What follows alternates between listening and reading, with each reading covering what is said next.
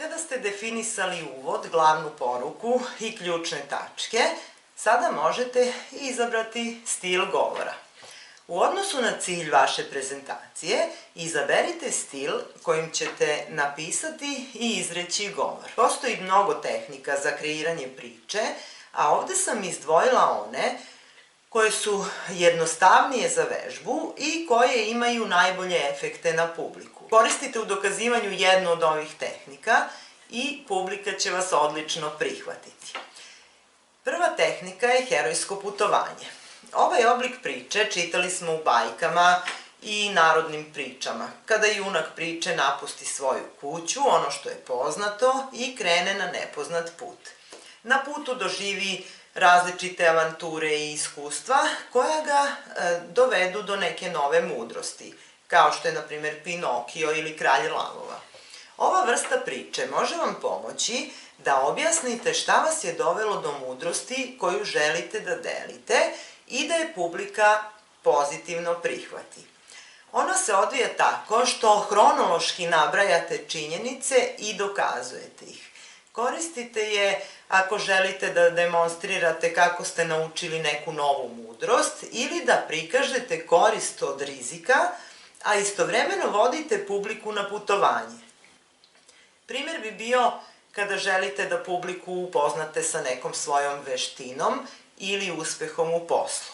Krenuli ste u nepoznato, uložili dosta truda, imali mnogo teškoća, a sad ste tu pred njima i želite da im pomognete da to savladaju bez problema. Druga veoma uspešna tehnika koja se koristi za uveravanje je šta je sad, šta bi moglo biti. Ovo je možda i najuspešnija tehnika pripreme govora. Naučnica Nancy Duarte tvrdi da su najuspešniji oni govori koji upoređuju sadašnje stanje, problem, sa idejom o tome kako bi to izgledalo u budućnosti. U poslovnoj prezentaciji dokazivanje, odnosno ključne tačke govora, treba formulisati po principu problem-rešenje. Prvo objasnite problem, pa ponudite rešenje. Evo daću vam jedan primer. Naše reke su zagađene, prepune otpada, nemamo dovoljno vode za piće, ne vodimo dovoljno računa o očuvanju životne sredine. To je problem. Kada bi sproveli edukaciju stanovništva o očuvanju životne sredine, imali bi čistu vodu, prirodu i mogli bi to da iskoristimo kao važan resurs u razvoju naše zajednice. Naša deca bila bi zdrava i srećna, ostala bi da žive u svom mestu. Mladi koji imaju svest o zaštiti životne sredine bi svojim idejama još više doprineli da naša zajednica živi u blagostanju. To je jedan primer. Radeći ovo, govor skreće pažnju na probleme koje imamo u društvu, u ličnom životu ili u poslu, a govornik tako stvara i podstiče želju za promenom kod publike. Vi ukazujete na problem i predstavljate viziju kako bi bilo ukoliko se vaša ideja usvoji. Ovo je izrazito emocionalna tehnika i slikovita, koja sigurno motiviše publiku da vas podrži. Dobra je za inspirisanje publike na akciju, za stvaranje nade i uzbuđenja i za usvajanje novih ideja. Još jedna veoma uspešna tehnika je uporedne prednosti. To je metoda za organizovanje uverljivog govora, kada je cilj govora uporediti dva proizvoda ili ideje i pokazati zašto je jedan od njih povoljniji od drugog. Naprimer, recimo, ako držite govor o tome koji je proizvod bolji. Konkretan cilj je uveravanje, isto kao kod prethodnog, odnosno treba uveriti publiku da je proizvod 1 bolji od proizvoda 2. Ključne tačke bazirajte na poređenju dva proizvoda ili dve ideje i ističite vrednosti vašeg proizvoda. Naprimer, platne kartice, X i Y. Ovo su samo primeri, ja nešto nisam proveravala baš kako platne kartice funkcionišu i u čemu se razlikuju. Ali daću vam primer. Platna kartica X omogućava vlasnicima plaćanje online, dok Y ne. X ima mogućnost plaćanja na 12 rata, dok je Y samo debitna kartica. X karticom možete plaćati svuda u inostranstvu, dok je Y kartica predviđena samo za našu zemlju.